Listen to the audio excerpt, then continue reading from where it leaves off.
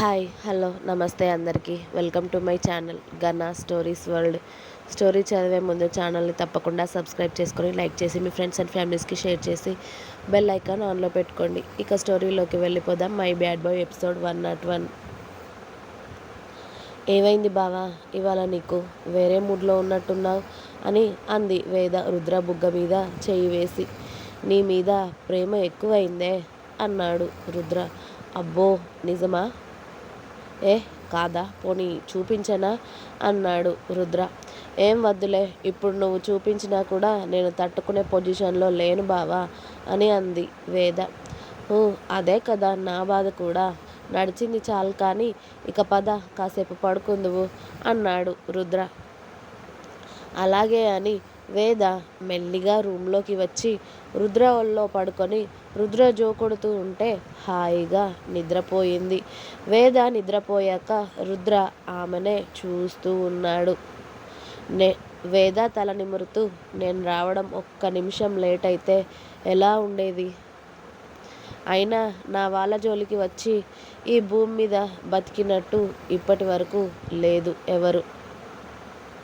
ఇప్పుడు మాత్రం ఎందుకు వదిలేస్తాను నేను? అది కూడా నా బేబీని చంపాలి అనుకున్న వాడిని అలా ఊరికే వదిలేస్తానా? నా భార్య నా బిడ్డని ఈ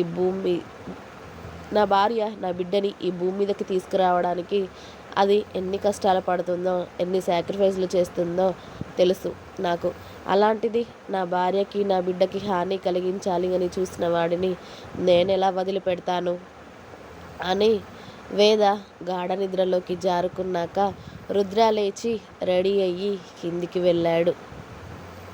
అప్పటికి మీనాక్షి గారు రావడంతో, అమ్మ దాన్ని కాస్త చూస్తూ ఉండు, బయట ఫుడ్ తింటుంది, బయట ఫుడ్ అస్సలు పెట్టకు, కాస్త గమనిస్తూ ఉండు వేదని, నాకు కాస్త వర్క్ ఉంది అని చెప్పి రుద్ర బయటికి వెళ్ళాడు ఫాస్ట్గా. అలాగే నాన్న అని చెప్పి మీనాక్షి గారు ఒకసారి కోడల్ని చూసి వచ్చారు.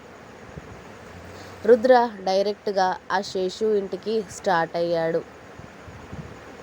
ఇప్పటి వరకు వేద దగ్గర ఉన్నాడు కాబట్టి చాలా కూల్గా ఉన్నాడు. కానీ ఇప్పుడు ఆ శేషుగడి సంగతి తేల్చాలి అని వెళ్తున్నాడు కదా.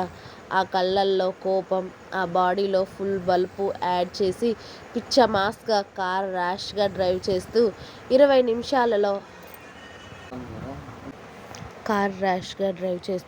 నిమిషాలలో ఆ శేషు అంకుల్ వాళ్ళ ఇంటి ముందు కార్ ఆపి లోపలికి వెళ్ళాడు రుద్ర.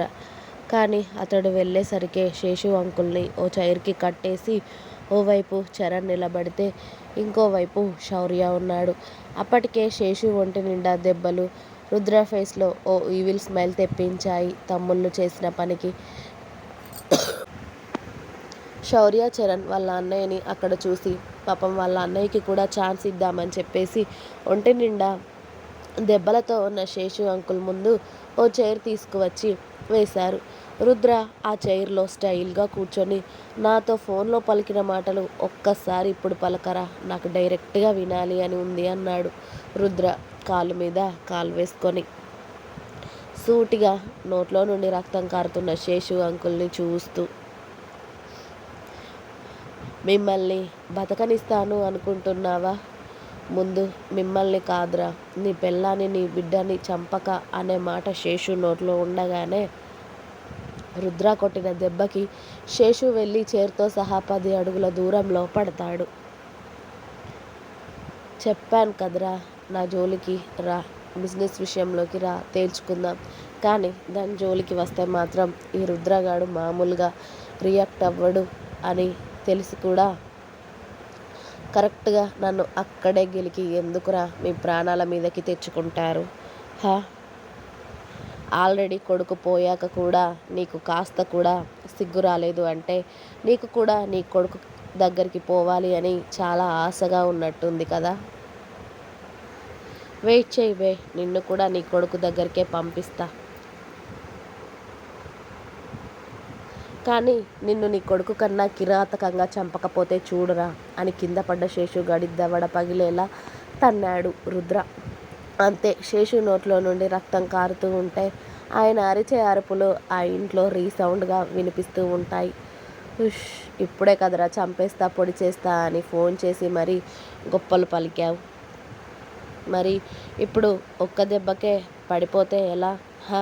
అన్నాడు రుద్ర వాడి ఫేస్ని చూస్తూ. రేయ్! మీరు అనవసరంగా నా జోలికి వస్తున్నారు. ఆల్రెడీ నా కొడుకు జోలికి వచ్చే పెద్ద తప్పు చేశారు మీరు. నా కొడుకును చంపి మీ ఫ్యామిలీ మొత్తం చావుకి ముహూర్తం రెడీగా పెట్టుకున్నారు అందరూ.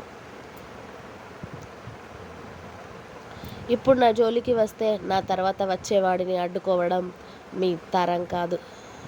వాడికి మీ గురించి తెలిస్తే మీలో ఒక్కడు కూడా ప్రాణాలతో మిగలడు. మీ ఫ్యామిలీని మొత్తం బూడిద చేస్తాడు వాడు అన్నాడు కక్కుకున్న నోటితోనే మాట్లాడుతూ. ఆహా! ఇప్పటి వరకు నువ్వు నీ కొడుకు తెగ పీకారు మమ్మల్ని. అందుకే ఇంకెవడో వచ్చి పీకేదాకా ఎదురు చూస్తామని అనుకుంటున్నావా? నీ కొడుకు చచ్చింది, ఇప్పుడు నువ్వు పోయేది చాలదా? ఇంకెవరిని పిలిపించి వాళ్ళని కూడా చచ్చిపోయేలా చేస్తావో చెప్పు.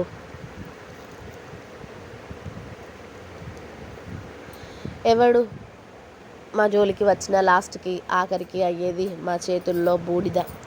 అంతేకాని మమ్మల్ని పొడి చేస్తాం, పీకేస్తామని వచ్చి మా ముందు దమ్ముగా నిలబడేవాడు ఉన్నాడా? అన్నాడు చరణ్ అన్నకన్నా ముందుగా వచ్చి శేషు దవడలు పగలగొడుతూ. రుద్ర వాడి మాటలు రివైండ్ చేసుకుంటూ ఉన్నాడు. వీడికి ఉన్నది ఒక్కడే కొడుకు నిఖిల్. వాడు చచ్చిపోయాడు. అలాంటిది ఇంకెవరిని దింపుతున్నాడు అని రుద్ర సీరియస్గా శేషుని చూస్తూ, ఇంకెవరిని దింపుతున్నావురా? మా చేతుల్లో చావడానికి అంత దూలుందేంట్రా నీకు అని అడిగాడు రుద్ర. ఇప్పుడు వచ్చేవాడు నా కొడుకులాగా మీ చేతుల్లో చచ్చేవాడు, నాలాగా మీ చేతుల్లో దిబ్బలు తినేవాడు కాదురా. మిమ్మల్ని ఖచ్చితంగా చంపేవాడే. వాడికి ఎలాంటి జాలి దయ లాంటివి ఉండవు. ఇప్పటికే నా కొడుకు యాక్సిడెంట్లో చనిపోయాడు అనుకొని అదే చెప్పాను వాడికి నేను.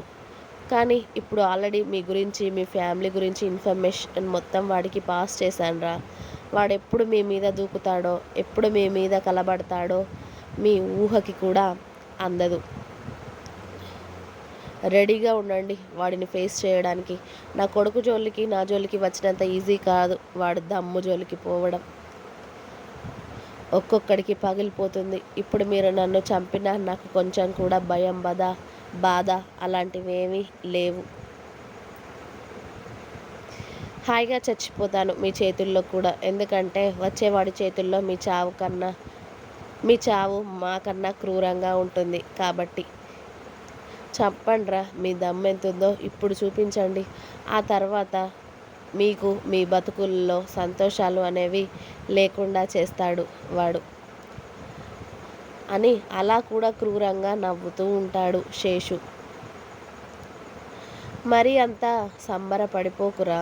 ఎవ్వడు వచ్చినా నీ కొడుకుకి నీకు పట్టిన గతే పడుతుంది.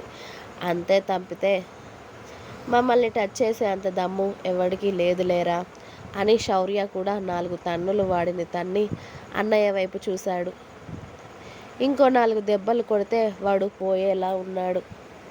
ఎవడో వస్తాడు తెస్తాడు అంటున్నాడు కదా, తీసుకురానివ్వండి. వీడి కొడుకుకి పగిలినట్టే వాడికి వచ్చిన వాడికి పగిలితే గాని వీడికి అర్థం కాదు.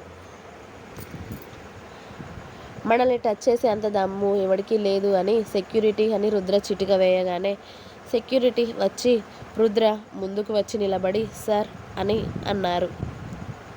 వీడిని తీసుకువెళ్ళి ఏదైనా హాస్పిటల్లో పడేయండి. ఇప్పుడు వీడిని చూసుకోవడానికి ఇంట్లో ఎవరూ కూడా లేరు. వాడు బాగా అవ్వాలి. వీడు తీసుకువచ్చేవాడు మన చేతుల్లో తన్నులు తినడం వీడు చూడాలి. బాగా ఉవ్విళ్ళు ఊరుతున్నాడు కదా ఈ ముసలి కుక్క. వీడు తీసుకొచ్చే వాళ్ళందరినీ తన్ని మళ్ళీ వీడి దగ్గరికి పంపిస్తే గాని వీడి తిక్క కుదరదు అని రుద్ర ఆర్డర్ వేయగానే సెక్యూరిటీ ఒళ్ళంతా దెబ్బలతో కనీసం కదలరావడానికి కూడా లేకుండా ఉన్న శేషుని తీసుకువెళ్ళి హాస్పిటల్లో పడేస్తారు.